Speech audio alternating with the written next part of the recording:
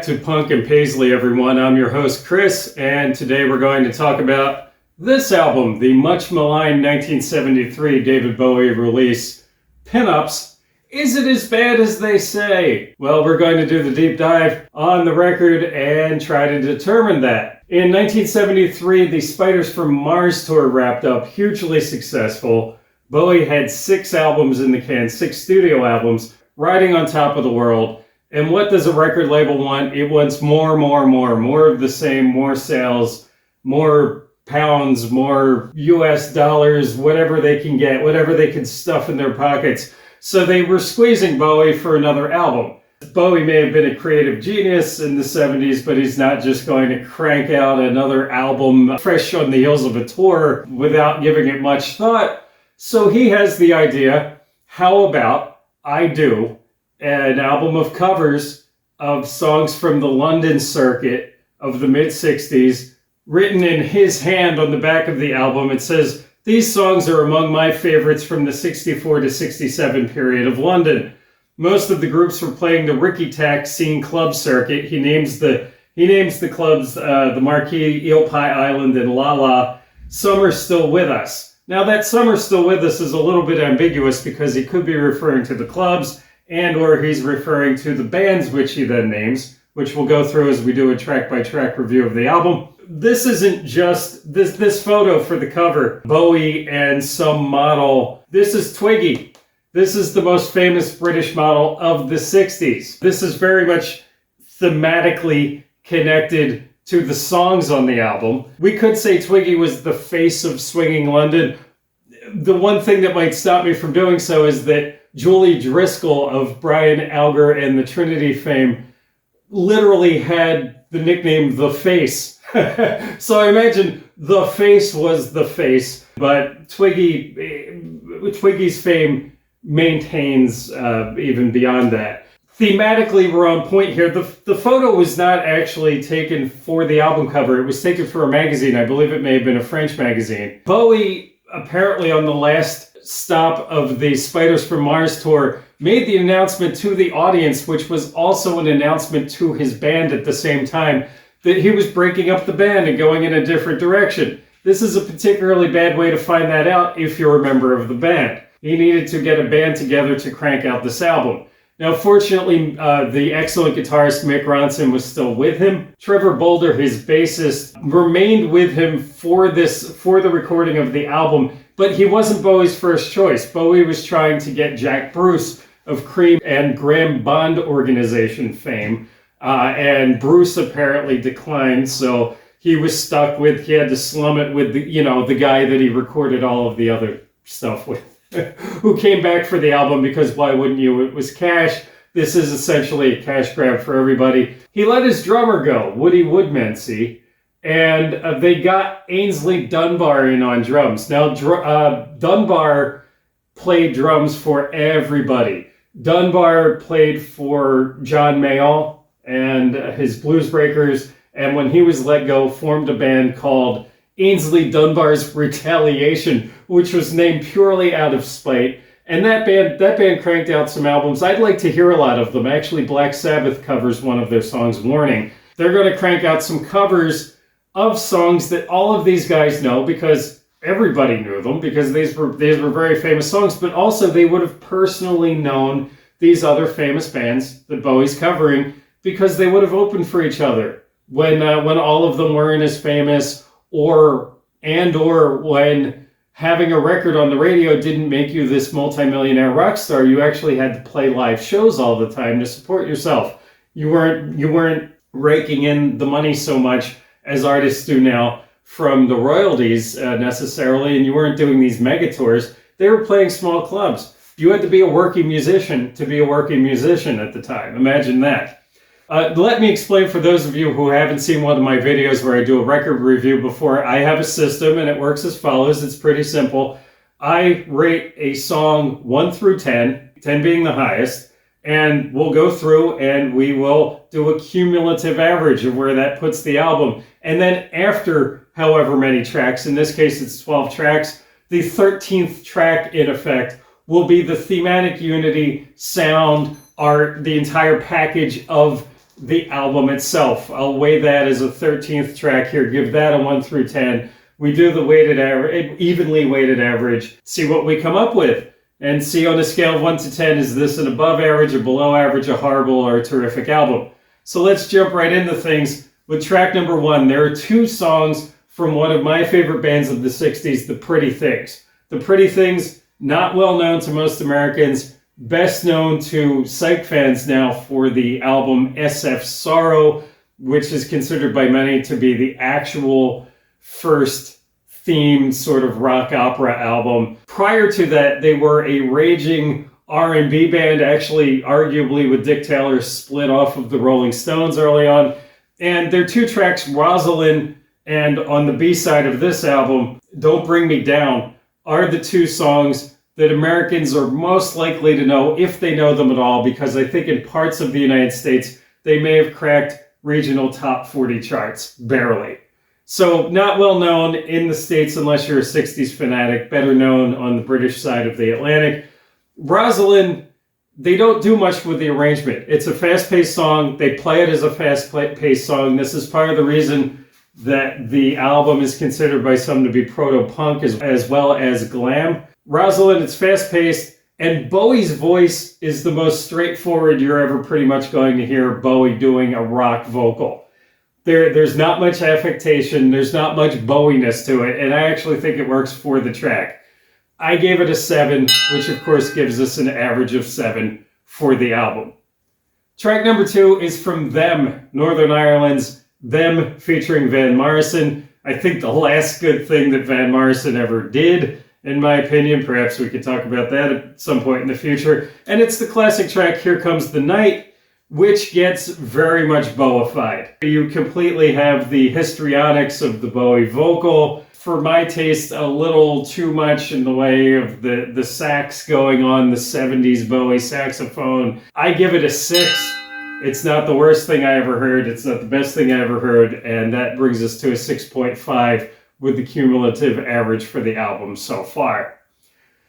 In third position, we have the Yardbirds, one of my all-time favorite bands, a band I actually prefer to Led Zeppelin. I love me some Yardbirds. And their classic track, I Wish You Would, maximum blues, maximum R&B from the Yardbirds. And that gets 70s Bowified in ways that I find to be both good and bad. I said that I wish that it had better rhythm section stuff going on. And I think it would have. I believe that it would have if Dunbar had more than what probably amounted to a few days to practice with these guys. He's basically being a timekeeper here. You didn't need that good of a drummer. Probably brought in a French session guy for a lot of what's happening. So a lot of the propulsion forward that makes I Wish You Would such an exciting track in the original, you don't really get here, but it's still a good track. It's still Bowie covering the Yardbirds, and that makes me a pretty happy guy. It's a 7 in my book, which brings us up to a 6.67, 6 2/3 of a point. In the fourth position, we have an early Pink Floyd song. Now, Bowie on the back of here specifies Sid's Pink Floyd. He writes in his own hand, Sid's Pink Floyd, making it clear that that must be the era which he prefers. We could maybe read a whole lot into that. It's one syllable, but the syllable's there for a reason. And the song See Emily Play, early Pink Floyd. Could you come up with a better 70s Bowie cover song to select than See Emily Play? Because to me, it sounds like something that could easily have come off of Man Who Sold the World or any of those albums. Perfect for Bowie. My only complaint here is that there's a little too much thrown in with some string arrangement and with some saxophone, with the track drags on for a little bit toward the end.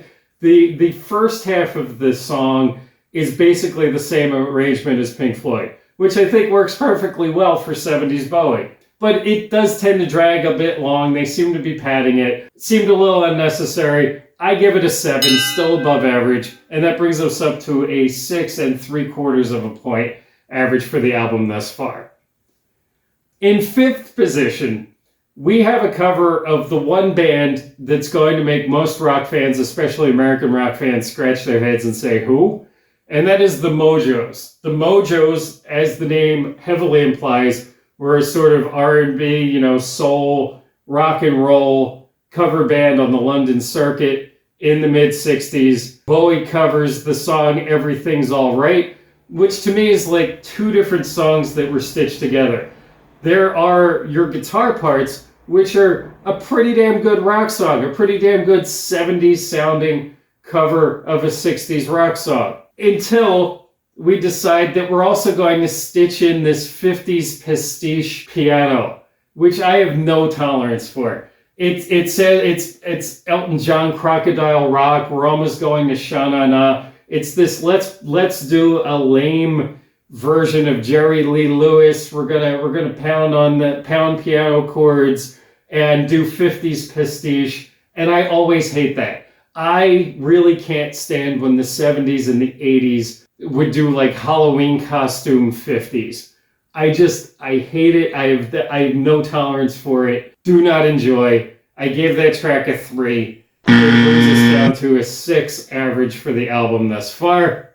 Rounding out side 1 of the album, we have the 6th track, which is The Who's I Can't Explain. I wrote down in my notes the word rock, capital R-O-C-K. This is a 70s muscular rock version of a 60s classic.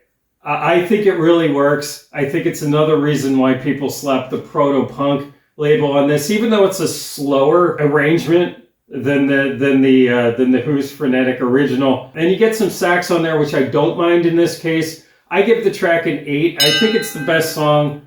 That means necessarily, I think it's the best song on side 1 of the album. And that brings us up to 6 1/3 points. It's looking like a slightly above average album thus far.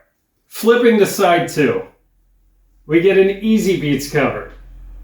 We get a cover of the only song that most Americans know of the Easy Beats, if they know it at all. It barely, I believe, cracked the top 20 in the United States, which is Friday on My Mind.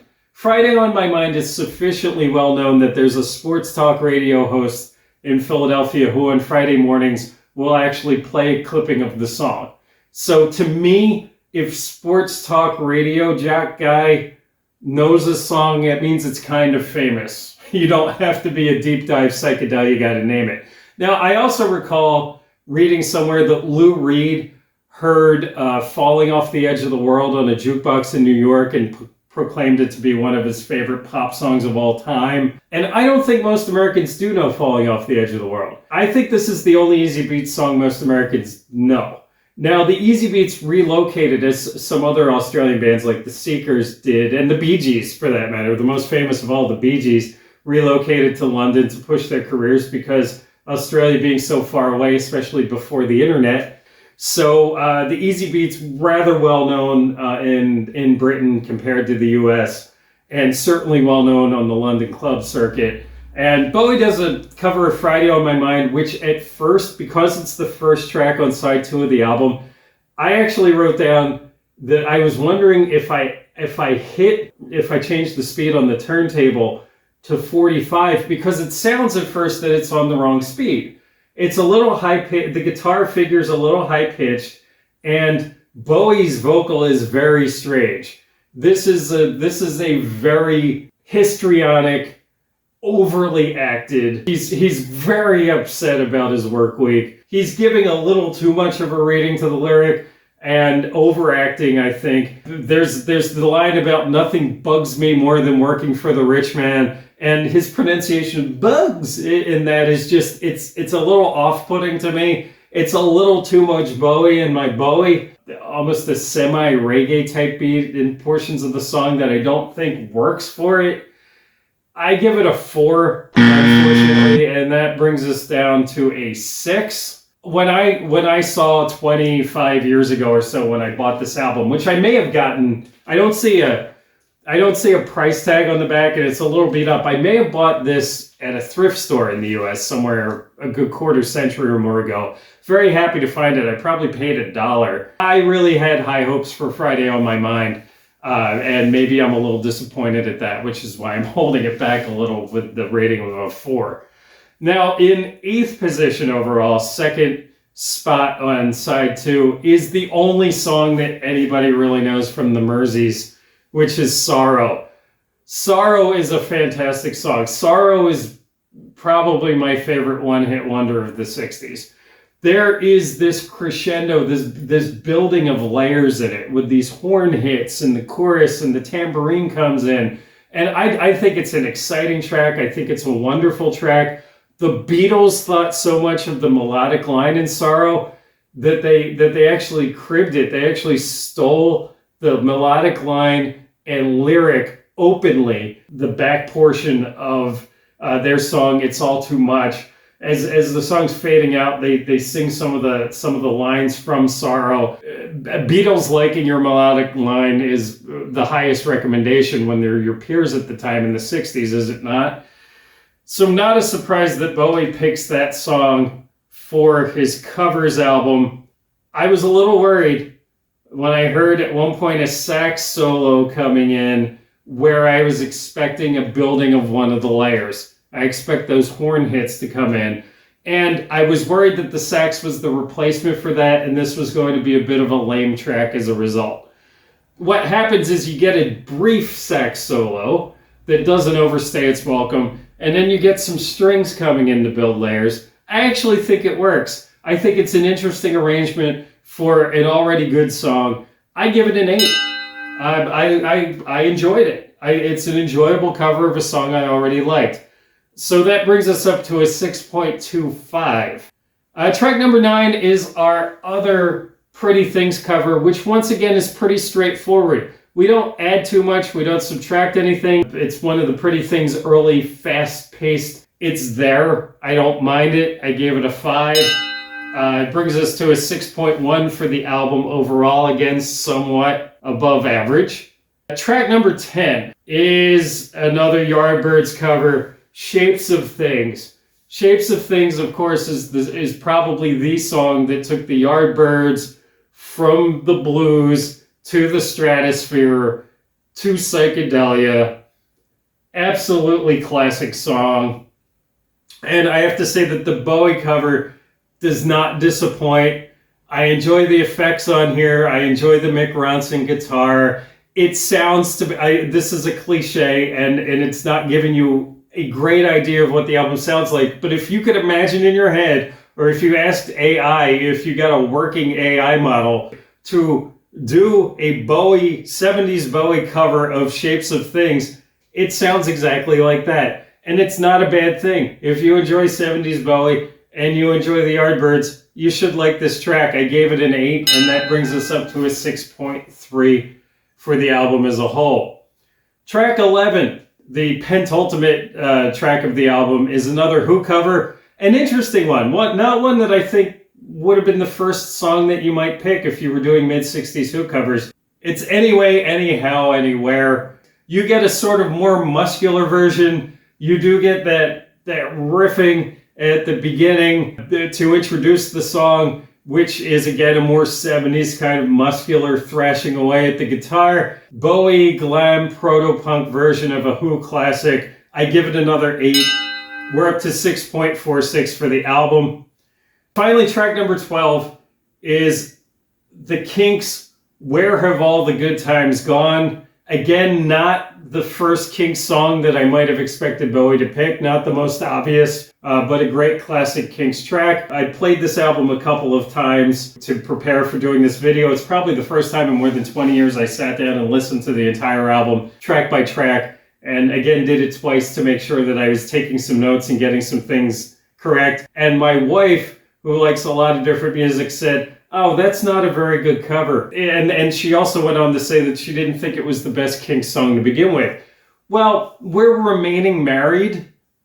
There are these things that you just decide not to agree on when you're in a long-term relationship, and that's going to have to be one of them. Because I think this is a great proto-punk sounding cover of a Kinks classic. I like the raw guitar. I like the simplicity. I enjoyed it. I gave it an 8, and that brings us up to 6.67, 6 2/3 points for the album. Now let's look at the album as a whole, as a package. Is there thematic unity? There absolutely is. There couldn't be more. Bowie's telling you that I picked these songs from a 3-year period. They're probably actually from a 2-year period, 2.5-year period of a fertile time of swinging London. Couldn't have more thematic unity. It's a major label release. There's no issue with sound quality. It sounds, even though it was recorded in France, it sounds like pretty much all of the other early 70s recordings. The Ronson guitar tone is exactly the same as you get on other Bowie albums. There is also the visual thematic unity, as I mentioned. Picking the Twiggy photo for the cover is just brilliant. You don't get a poster. You don't get a huge amount of additional information. You're getting extra Bowie. I look at the glass as half full. You're getting an extra 70s Bowie album that you weren't going to get otherwise. I think this probably made a lot of the hardcore fans pretty happy. In retrospect, it makes me perfectly happy. I'm glad that the album exists. I gave the album package an 8, and if we average that out, we come to a 6.77. That is a strongly above average album. It's not the greatest thing in the world. You can probably get a pretty cheap copy of this, get a VG Plus copy, get it on CD, whatever.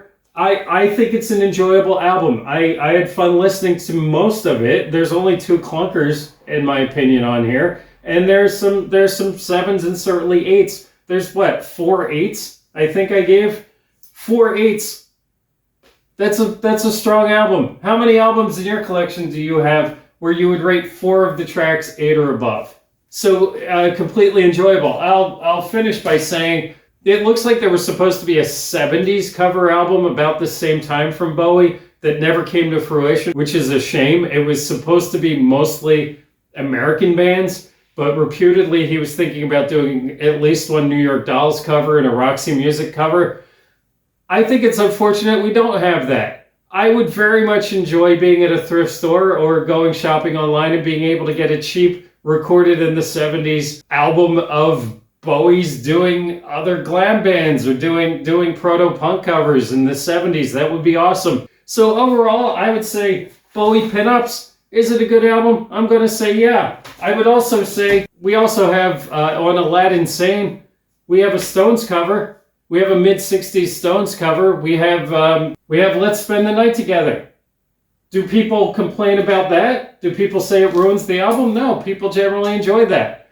So I don't see what the big problem is. All right, so we're trying to get the subscriptions up. We're trying to get the likes up. Please, if you enjoyed this, share the link, tell a friend, like, subscribe. You know what to do. This is Chris from Punk and Paisley, and until next time, kids, keep on rocking in the unfree world.